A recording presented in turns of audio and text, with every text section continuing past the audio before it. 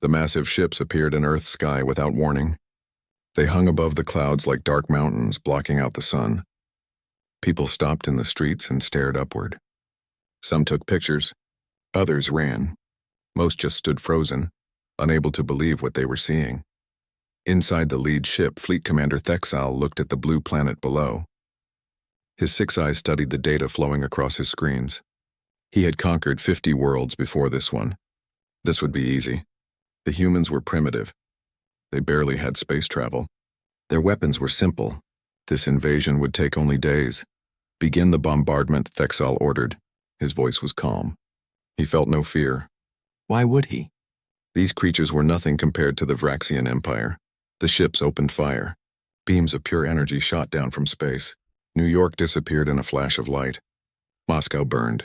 Beijing turned to ash. In seconds, millions died. The aliens watched their screens and nodded. Everything was going as planned. In Seoul, Commander Hana heard the explosions. She ran to the window of the police station. The sky glowed red in the distance. Her radio crackled with panicked voices. Cities were falling. The military was being destroyed. Earth was losing a war it didn't know had started. Everyone, listen to me, Hana shouted to her team. We need to evacuate the city. Get people to the mountains. Move now. The streets filled with chaos. Cars crashed. Buildings shook. Above them, alien ships descended like metal predators. Hana helped load civilians into trucks. She was a special forces commander, trained for the worst situations. But nothing had prepared her for this. The first alien soldiers landed in the city center. They were tall, with gray skin and too many arms. Their armor glowed with strange symbols. They carried weapons that hummed with power. Human soldiers opened fire. Bullets bounced off the alien shields. The aliens fired back. Entire squads vanished in bursts of blue light. Hana watched from a rooftop. She saw her world ending. But she also saw something else. The aliens were strong, yes, but they moved slowly. They bunched together. They didn't take cover. They fought like they had already won. They're arrogant, she whispered. They think we're no threat. That thought stayed with her as she led survivors into the mountains. It stayed with her as she set up a hidden base in old subway tunnels. It stayed with her as she began planning. If the aliens thought humans were weak, maybe that was an advantage. On the alien command ship, Science Officer Krilvan studied the human prisoners. He was worried. The humans healed too fast. Their bodies were built for endurance. They could survive injuries that would kill most species. And their eyes. They watched everything with cold intelligence. Krilvan typed his report carefully. These creatures are dangerous. They evolved as hunters. They are apex predators. We should proceed with caution. Thexal read the report and laughed. Dangerous? They don't even have energy shields. They still use chemical explosives. You worry too much, Krilvan. By tomorrow, this planet will be ours. But Krilvan couldn't shake his fear. He had examined the human body closely. Their muscles were dense. Their bones were strong. They had forward-facing eyes like all predators. And unlike most intelligent species, they still had their hunting instincts. Every human he studied had that look in their eyes. The look of something that refuses to be prey. High above the planet, fighter pilot Yuna pulled hard on her controls. Her jet screamed through the sky. Around her, other human pilots did the same. They were attacking the alien fleet.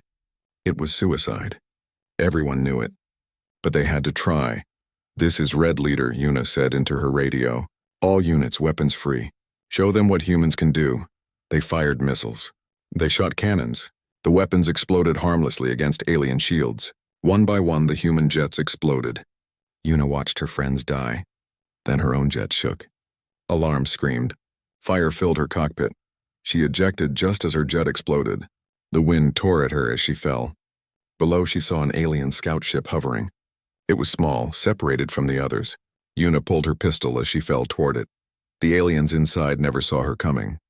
She crashed through the canopy. Her parachute tangled with their controls. She shot 2 aliens before they could react. The third one grabbed her, but she broke its arm with a twist. In 30 seconds, the ship was hers. Yuna stared at the alien controls. She had no idea how they worked. The symbols made no sense. But she was alive and she had an alien ship. She pressed random buttons until the engines hummed. The ship lurched forward. She laughed. It was a crazy laugh, half terror and half triumph. "This is unit to any human forces," she broadcast. "I have an alien craft. I'm coming in.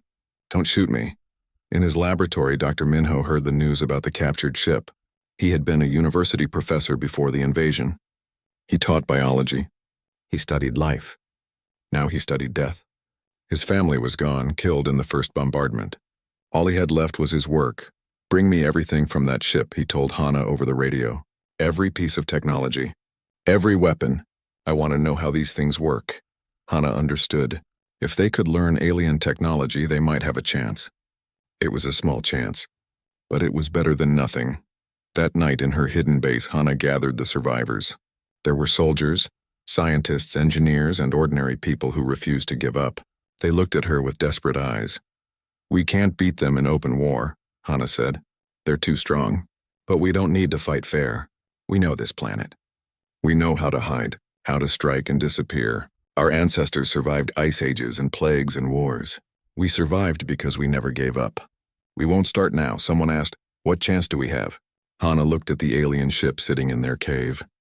She looked at the determination on every face around her. She thought about Krilvan's report, the one Thexal had dismissed. The aliens thought humans were weak prey. They were wrong. "We're humans," Hana said quietly. "We're the species that conquered an entire planet before we even left it. We're the animals that learned to use tools and build cities and split atoms. We're survivors. And they just made the biggest mistake of their lives." She paused, then smiled. It was not a kind smile. "They woke up Earth's apex predator. Now we teach them what that means." Above them in orbit, Thexal celebrated his easy victory. He had no idea that the war had only just begun. He had no idea that in the tunnels and mountains below, humanity was preparing to show the galaxy what happened when you threatened their home. The invasion was successful. The occupation had started. But something else had started too. Something the Vraxian Empire had never faced before. They had awakened humanity's survival instinct. And that instinct had teeth. 3 months had passed since the invasion. The aliens controlled every major city. Their flags hung from buildings that humans had built. Their soldiers patrolled streets where children used to play. To the Vraxian Empire, Earth was conquered. But in the shadows, something was growing. In a hidden base deep underground, Jiwoo sat in front of stolen alien equipment. His fingers moved across a keyboard. The alien symbols on the screens were starting to make sense. Every species communicated somehow.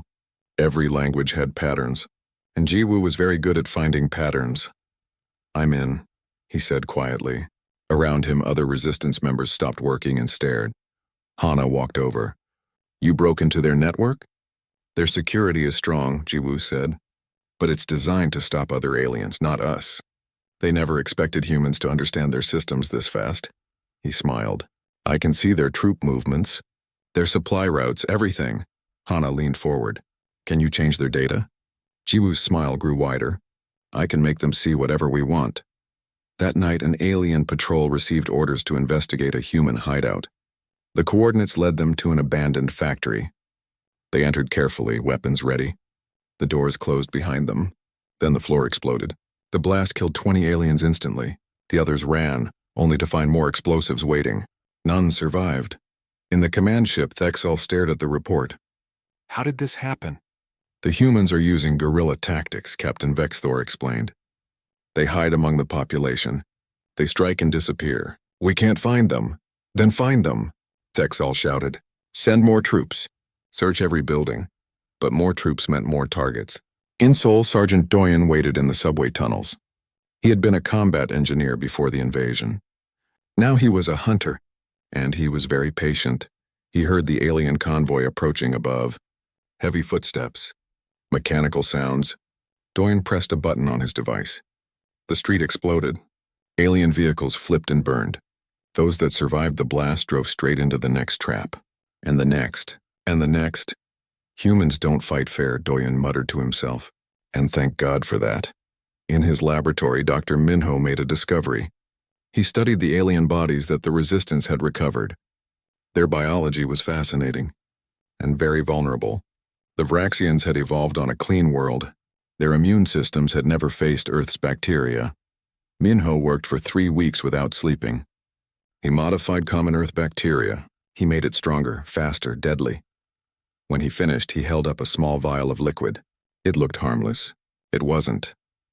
This will spread through their population like wildfire, he told Hana. His voice was cold, empty. To them, it will be like we're breathing poison. Hana looked at the vial. How many will it kill? All of them, if we're lucky. Minho didn't smile. There was no joy in this, only necessity. They released the bioweapon in an alien supply depot. Within days, soldiers started getting sick. Within a week, entire units were too weak to fight. The Vraxians had no cure. Their medical technology was advanced, but evolution doesn't care about technology. Krilvan watched his colleagues die. He tried everything. Nothing worked. The humans had weaponized their own planet's ecosystem. It was brilliant. It was terrifying. We need to leave this world, Krilvan told Thexal. These creatures are more dangerous than we thought. We are the Vraxian Empire, Thexal roared. We do not retreat from primitives. But they weren't fighting primitives. They were fighting a species that had survived ice ages and asteroid impacts. A species that had climbed to the top of its food chain through sheer determination. In the mountains outside Busan, Vexthor led a patrol through the darkness. His soldiers were nervous. They had reason to be. In the past month, 3 patrols had vanished in this area. No bodies, no witnesses. Just gone. Stay alert, Vexthor ordered. His thermal scanner showed nothing. But he felt watched. Hunted. The first shot came from nowhere. One of his soldiers fell. Then another. Vexthor fired into the darkness. His energy weapon lit up the night. He saw nothing. The humans were invisible. His soldiers panicked. They fired wildly, they ran, and one by one they died. Vexthor heard them screaming over the radio, heard them being picked off by an enemy they couldn't see. Humans had evolved to hunt at night. The aliens hadn't. Vexthor ran. He was a soldier. He had fought in many battles. But this wasn't a battle. This was a hunt, and he was the prey. He barely made it back to base. He was the only survivor. They hunt us like animals, he told the other officers. His hands shook. They move through the darkness like ghosts. They know this terrain. We don't. Every night, more of us disappear. In orbit, Yuna flew the captured alien fighter. She had spent months learning the controls. At first, it was impossible. The symbols meant nothing.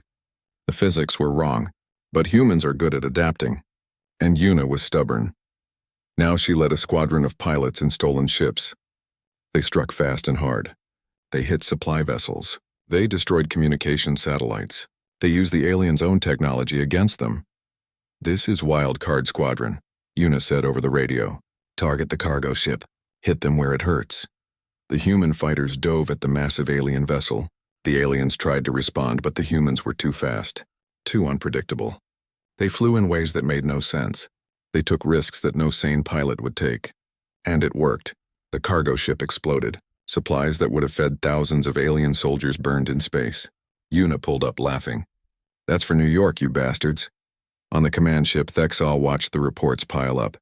Casualties, equipment losses, failed operations. The humans were supposed to be defeated, but they fought harder every day. They learned faster. They adapted. How is this possible? He asked no one in particular. Krilvan had the answer. He had studied humans for months now. He understood them in a way Thexal never would. They evolved on a death world. Krilvan explained. A planet that tried to kill them for millions of years. They survived by being tougher than everything else.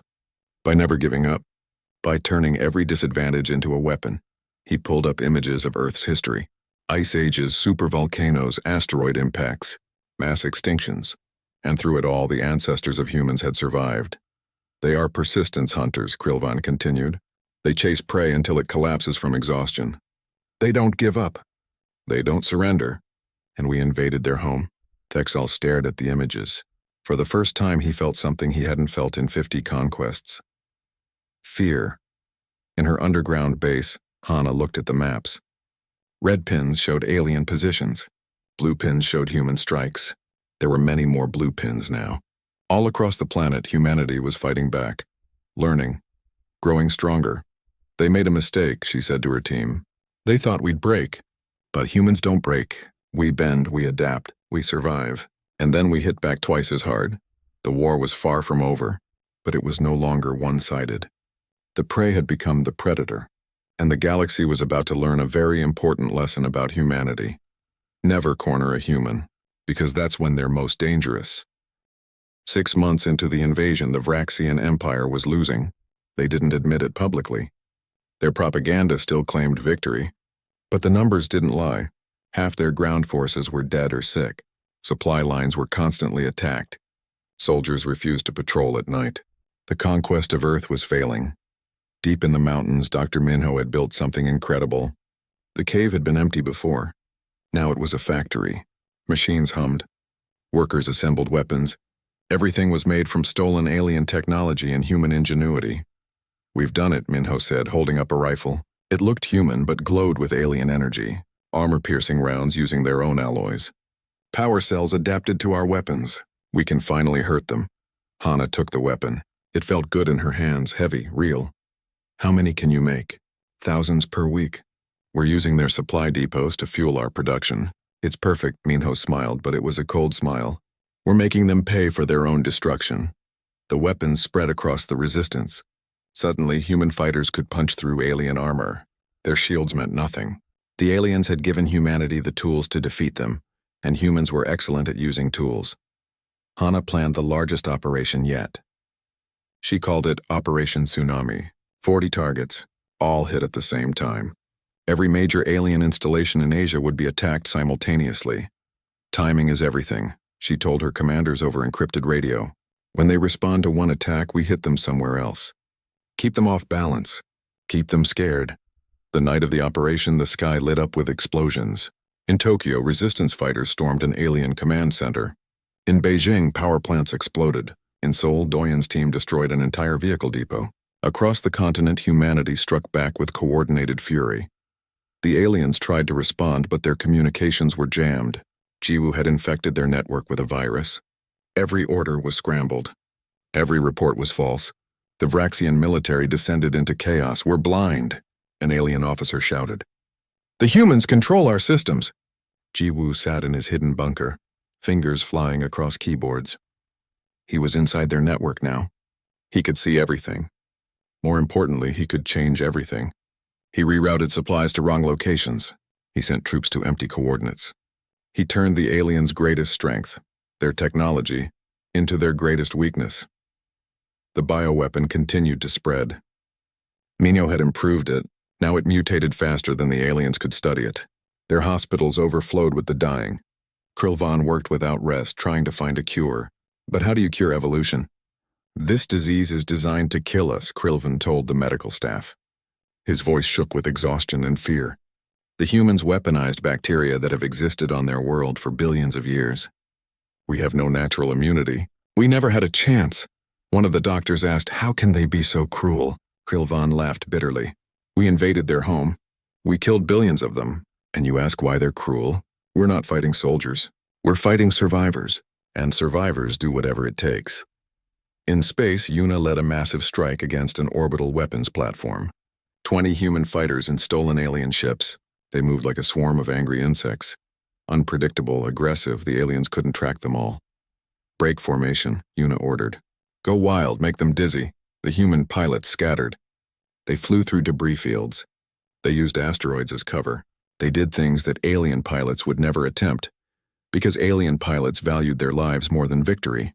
Humans were different. Humans knew that some things were worth dying for. The orbital platform exploded in a brilliant flash. Yuna pulled up hard, G-forces crushing her into her seat. She gritted her teeth and kept flying. Pain was temporary. Victory mattered. "Platform destroyed," she reported. "Wildcard squadron returning to base. We lost 6 pilots, 6 dead. But the platform would have killed thousands." It was a trade humans were willing to make.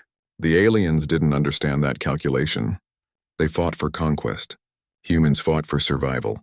There's a difference. Captain Vexthor had finally had enough. He marched into Thexal's command chamber with a data pad. His armor was scorched. His face was grim. "Commander, we need to talk about withdrawal." Thexal looked up. "Withdrawal? We are winning." "No, we're dying." Vexthor threw the data pad on the table.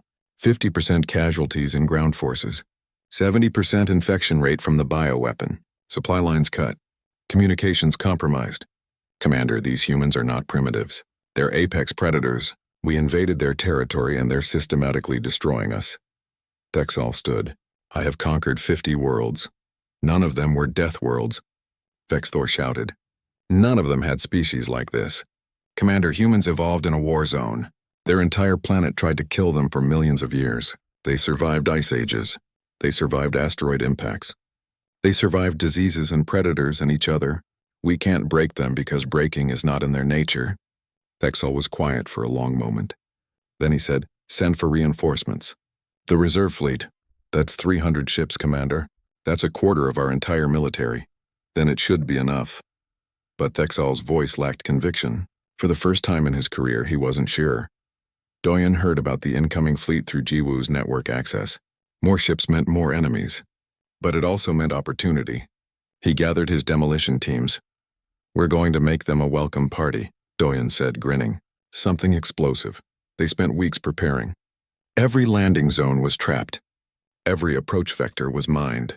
The humans didn't have the numbers to fight a fleet directly, but they didn't need to. They just needed to make the cost too high. The reserve fleet arrived 3 weeks later. 300 warships filled the sky. They looked invincible. The humans looked at them and started working. There was no despair, no surrender, just cold determination. They sent more targets, Hana said, watching the fleet deploy. Good. Let's show them what happens when you threaten Earth. That night, Minho looked at his bioweapon cultures. They were growing, mutating, becoming more efficient. He had created a plague specifically designed to kill aliens. It was perhaps the most terrible weapon humanity had ever made, and he felt nothing about it except satisfaction. They wanted to conquer us, he said to the empty lab. They wanted to take our world. Now they're learning what it costs to threaten a species that refuses to die. The war was escalating. The aliens were sending everything they had. But humanity was no longer the prey. They had tasted blood. They had learned to fight with alien weapons. They had turned their own planet's biology into a weapon. They had become what they needed to be to survive. The galaxy was about to witness something it had never seen before. A species from a death world, pushed to its limits using every advantage it had evolved over millions of years. The Vraxians thought they were fighting a war. They were wrong. They were fighting humanity, and humanity always fights to win. The reserve fleet had been on Earth for 2 weeks. Already they had lost 40 ships. The landing zones Doyen had prepared turned into death traps. Mines destroyed entire dropships. Hidden artillery tore through shields. The reinforcements that were supposed to secure victory were bleeding out before they even reached the ground. Hana stood in her command center, surrounded by screens showing battle data. Every screen showed blue markers pushing forward. Human forces were no longer hiding. They were attacking, everywhere, all at once. Operation Apex begins now, she said into the radio. All teams execute. Across the planet, humanity rose up. In every city, in every tunnel, in every hidden base, human fighters emerged. They carried weapons that glowed with stolen alien energy. They wore armor pieced together from salvage. They were outnumbered. They were outgunned. They didn't care. In Tokyo, 1,000 humans stormed an alien fortress. Laser fire cut through the night. Explosions shook buildings. The aliens fell back, shocked by the ferocity of the assault. These weren't desperate survivors anymore. These were soldiers, trained, armed, angry. In London, resistance fighters took back the city center. They moved through streets they had known their whole lives. Every alley was an advantage. Every building was a fortress. The aliens couldn't compete with that knowledge. In New York's ruins, humans climbed through the rubble like ghosts. They picked off alien patrols one by one. The city the aliens had destroyed became humanity's greatest weapon. Every broken building was cover. Every crater was a fighting position. Minho's bioweapon had reached critical mass. It spread faster than anyone had predicted. Alien soldiers couldn't fight when they could barely breathe. Medical facilities had no more room. The dead were piling up faster than they could be removed. Krilvan had given up trying to find a cure. He just watched his species die. The humans had done something remarkable and terrible. They had turned Earth itself into a weapon. The air the aliens breathed was poison. The water killed them. The very planet rejected the invaders. We never stood a chance, Krilvan said to himself. We invaded a world designed to create survivors. And we're surprised that they're winning? In orbit, the real battle was beginning. Yuna had assembled a fleet of 50 captured alien fighters. 50 pilots who had learned to fly ships never meant for human hands. They launched toward the Vraxian command vessel. "This is Wildcard Lead," Una broadcast. "We're going for the head of the snake. All fighters stay close and stay crazy." The alien defense fleet moved to intercept. 200 ships against 50. The odds were impossible. The humans attacked anyway. What followed was chaos. Human pilots didn't follow the rules of space combat. They rammed enemy ships. They used dying vessels as shields. They flew through explosion clouds that should have killed them. They fought like every battle was their last because, for many of them, it was. Una dodged laser fire and sent a missile into an alien cruiser's engine. It exploded. She didn't celebrate. She was already turning toward the next target. Around her, human pilots were dying, but they were taking aliens with them. The command vessel's shields flickered, then failed. Una saw the opening. All remaining fighters focus fire on the command ship. Everything you've got. 20 human ships fired simultaneously. The command vessel shuddered. Its hull cracked. Systems failed. The pride of the Vraxian fleet was crippled by pilots who had learned to fly in stolen ships. On the ground, Thexal felt his ship shake. Alarms screamed. His officers shouted reports. Everything was falling apart. "Order a full retreat," he said quietly. "Commander?" "I said retreat. Get every ship away from this cursed world." Thexal's composure finally broke. "We've lost. They've beaten us. But some aliens didn't get the order in time." Thexal had decided on one last desperate move. He sent his elite forces to attack the human command center. If he could kill their leaders, maybe the resistance would fall apart. The alien assault force dropped on Hana's mountain base. 50 of the best Vraxian soldiers. They came in hard and fast. They expected to catch the humans by surprise. Instead, they walked into Doyen's masterpiece. The entire approach was one massive trap. The ground exploded. The cliffs collapsed. Automated guns fired from hidden positions. The aliens were caught in a kill zone designed by someone who understood that the best defense is making your enemy regret attacking. Those who survived the initial trap found themselves facing human soldiers in close combat. And in close combat, humans had an advantage. They were willing to do anything to win. They fought with knives, with rocks, with their bare hands if necessary. The battle was short and brutal. When it ended, every alien was dead or captured. Human casualties were heavy, but they had won. Again, Thexal was among the captured. Hana found him in the wreckage, pinned under debris. His armor was broken. His pride was shattered. She pulled him free and sat him against a rock. "Why?" Thexal asked. "Why do you fight so hard? You could have negotiated, surrendered, saved lives." Hana looked at the alien commander. "You don't understand humans at all, do you? You invaded our home. You killed our families. You thought we were weak because we were less advanced. But strength isn't about technology. It's about will." She stood up. "You came to Earth expecting prey. You woke up a predator. Every species on our planet that tried to make us prey is extinct. We climbed to the top of the food chain by being tougher, smarter, and more stubborn than everything that tried to kill us. Did you really think you'd be different?" Thexal said nothing. There was nothing to say. He had conquered 50 worlds. Easy conquests of weak species. He had gotten arrogant. And Earth had taught him a lesson that would cost his empire dearly. Jiwoo's final act of revenge was elegant. He didn't just hack the alien network. He broadcast on it. Every Vraxian ship. Every command center. Every outpost across the galaxy. They all received the same message. It was a video, battle footage from Earth. Humans fighting against impossible odds. Humans using alien technology better than aliens. Humans refusing to die. And at the end, a simple message in Vraxian language. This is Earth. This is humanity. We are a death world species. We evolved in hell and learned to thrive there. You invaded our home. This is what happens. Tell your empire. Tell every species in the galaxy. Leave Earth alone or this is your future. The message was accompanied by casualty reports, infection rates, loss statistics, a complete breakdown of how a primitive species had destroyed an interstellar empire's invasion force. Across the galaxy, other species watched the message. They saw what humans were capable of. They saw the cost of underestimating them. And they were afraid. The Vraxian fleet fled Earth's orbit. They left behind wreckage, bodies, and the knowledge that they had awakened something terrible. Humanity had been content to stay on their world. Now they knew aliens existed. Now they had alien technology. Now they were angry. As the last alien ship disappeared into faster-than-light travel, Hana stood on her mountain and watched the sky. Around her, her team stood silent. They had won. Earth was free, but the cost had been enormous. What now? Someone asked. Hana looked at the stars.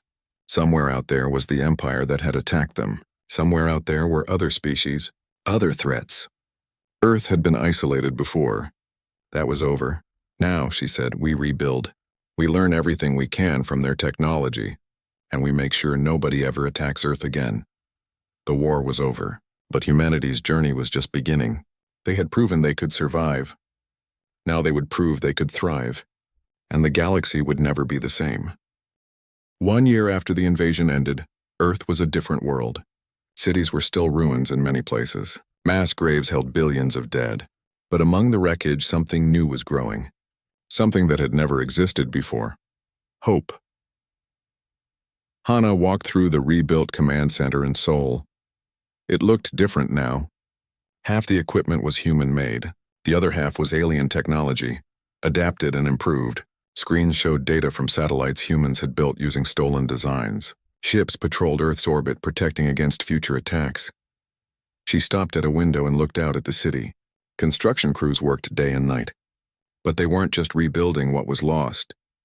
They were building something better. Buildings with alien energy systems, roads with hover transport, medicine that could heal injuries that would have been fatal before. We paid a terrible price, someone said behind her. Hana turned. Minho stood there, looking older than he should. The war had aged all of them. Yes, but we survived. That's what matters. I created weapons that killed millions, Minho said quietly. I turned bacteria into a plague. I weaponized Earth itself. Was it worth it? Hana considered the question. They came to our world. They started this war. We finished it. You did what was necessary. We all did. And now we're here, still alive, still human. Yes, it was worth it. Minho nodded slowly. He didn't look convinced, but he looked less haunted. The medical applications of alien technology are incredible. We're curing diseases that killed millions every year. We're extending human lifespans. Maybe some good can come from all this death. In orbit above Earth, Yuna sat in the cockpit of humanity's first faster-than-light ship. It wasn't just a captured alien vessel anymore. Human engineers had torn it apart and rebuilt it.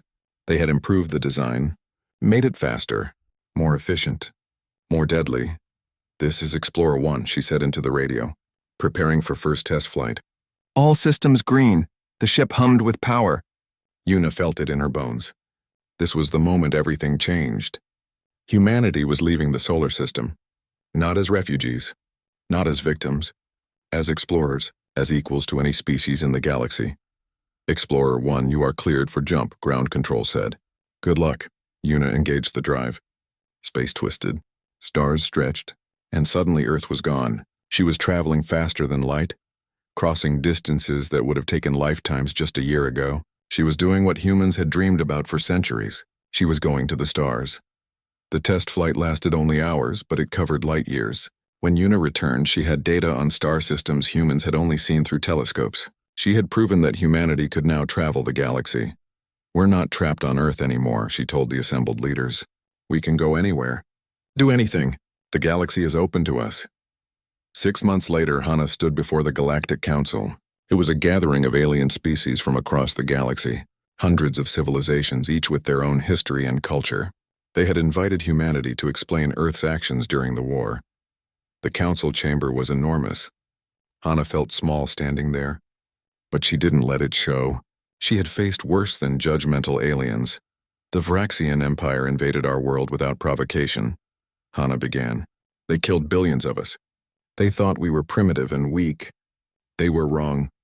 We defended ourselves with every tool available. We regret nothing. An alien delegate spoke up. Your species created biological weapons. You used guerrilla warfare. You violated many conventions of civilized combat. Hana laughed. It was not a friendly sound. Civilized? You want to talk about civilized? The Vraxians destroyed entire cities in minutes. They planned to enslave my entire species. And you're concerned that we fought back too effectively? She looked around the chamber. Let me make something clear. Humans didn't ask for this war, but we finished it. We will defend our world with everything we have, every time. If that makes us uncivilized in your eyes, we don't care. We're survivors. That's what we do." The chamber was silent. Finally, one of the elder delegates spoke. "Your species evolved on a death world. You are a warrior race. The galaxy has few species like you. Many of us are afraid of what humans might become." "Then don't attack us," Hana said simply. "We want to explore, to trade, to learn. But if anyone threatens Earth again, they'll learn the same lesson the Vraxians did. We're not your prey. We're not your victims. We're humans, and we're here to stay." The Council accepted Earth's membership with conditions. Humans would be monitored. Their weapons development would be watched. But they were recognized as a spacefaring species with the right to exist. It was enough. Across the galaxy, Krilvan published his research. It was the most comprehensive study of humans ever made. He detailed their biology, their psychology, their capacity for both creation and destruction. The document ended with a simple warning. Humans are persistence hunters who learn to use tools. They are social pack predators who built civilizations. They are the dominant species on a world that tried to kill them for millions of years. They survived and thrived. Approach them with respect. Trade with them fairly. Never under any circumstances threaten their home world. The cost of that mistake is extinction. The Vraxian Empire designated Earth as a forbidden zone. Ships were ordered to stay away. The humans were too dangerous, too unpredictable, too willing to sacrifice everything for survival. Back on Earth, Doyun helped build the first human colony on Mars. The red planet that humans had dreamed about for centuries was finally being settled. But it wasn't being conquered. It was being adapted to. Humans were good at adapting. "We're going to terraform this planet," he told his construction crew. "Make it Earth-like. Give humanity a second home. No one will ever threaten our species with extinction again. We'll be on multiple worlds, multiple star systems. We'll spread across the galaxy like our ancestors spread across Earth." Jiwoo worked on the quantum communication network that would link human colonies across space. Instant communication across light years. It was technology humans had stolen and improved upon. Another example of humanity's greatest strength, taking what they learned and making it better. "We were forced to grow up fast," he said to his team. "The aliens pushed us into the space age centuries before we were ready. But we adapted. That's what humans do best." 5 years after the invasion, Hana returned to the mountain where it all began, where she had first organized the resistance, where humans had decided to fight instead of surrender. The base was a museum now, a reminder of what humanity had overcome. She walked through the old tunnels, saw the makeshift weapons, the crude maps, the desperate plans. It all seemed so long ago. They had been so outmatched, so outgunned, but they had never given up. A young woman approached her. She wore the uniform of Earth's new Space Force. "Commander Hana, I wanted to thank you. My parents died in the invasion. You saved me. You saved all of us," Hana smiled. "We saved ourselves. Every human who fought, who refused to give up. We won because we're stubborn and adaptable and we don't know how to quit. That's humanity's secret. We survive." That night, Hana stood under the stars and thought about the future. Humanity was expanding, growing, learning. They had colonies on 3 planets now. They had ships exploring distant stars. They had proven themselves to the galaxy. The invasion had been meant to break humanity. Instead, it had forged them into something stronger, united, determined, ready for whatever came next. Somewhere in the depths of space, a Vraxian ship detected human signals. They came from a colony beyond Earth. The captain immediately changed course, went a different direction, filed a report about human expansion. The galaxy was learning. Humans were not victims. They were not prey. They were survivors from a death world who had earned their place among the stars through blood and determination, and sheer stubborn refusal to die. The Vraxians had invaded Earth expecting an easy conquest. They discovered humanity was their greatest nightmare, and that lesson would echo across the galaxy for generations to come. Earth was no longer isolated. Humanity was no longer alone. They were part of the galactic community now, and they would never forget the price they paid to get there. But more importantly, the galaxy would never forget what happened when someone tried to conquer humanity. They would remember the burning ships, the failed invasion, the retreat of an empire that had never known defeat. They would remember that Earth was a death world, and its people were death world survivors. In the end, that was all the protection humanity needed. A reputation, a warning, a simple truth that every species in the galaxy now understood. Never mess with humans. Never attack their home, because they will make you regret it every single time.